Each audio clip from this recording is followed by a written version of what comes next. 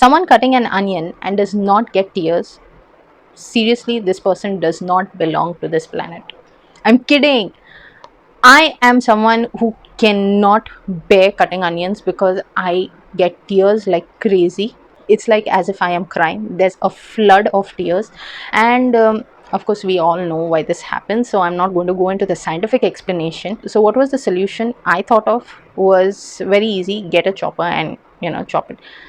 That is a different story, that I do not use the chopper like most of us, I'm sure, who get stuff thinking yes, we are going to make use of it, and then for years it's lying back in the cupboard. This is not something new, so everybody understands. But cutting onion without getting tears is what I am going to show you. Two techniques, and definitely it will be helpful.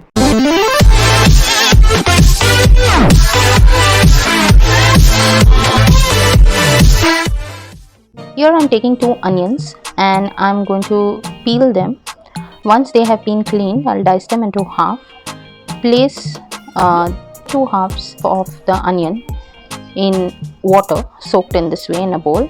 The other two halves of the onion, I will place them in a bowl and I'll keep the bowl in freezer. Now we'll leave both of these for 15 minutes. After 15 minutes, I'm chopping the one that is placed in water. Experience is bad. I'm having tears and literally crying while chopping.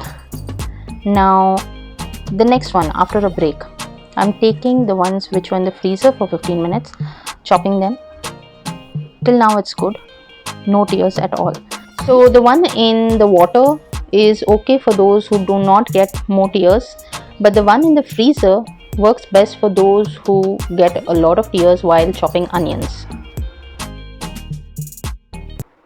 So friends, which method are you going to try?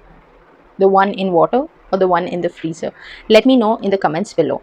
For those of y'all who are here for the very first time and would like to get notified each and every time I post a hacks video, please do not forget to click on the subscribe button and the bell notification icon so that you get updates each and every time I post my video. If y'all have any suggestions or requests, please feel free to get in touch with us on our social media sites. Y'all can even send us an email. That's all on today's episode. Hope y'all have liked it, and I'll see you next time with another new hack on How Hacks.